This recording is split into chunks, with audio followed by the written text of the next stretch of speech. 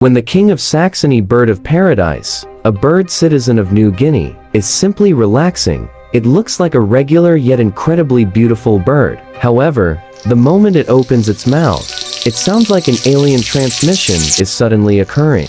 How is all of that clicking coming out of that bird's unmoving open beak? Seriously, how? Another otherworldly aspect to this little fellow is the extremely long plumage that sticks out of its head, which can grow to 20 inches long when, say it with me, the male is trying to attract a mate.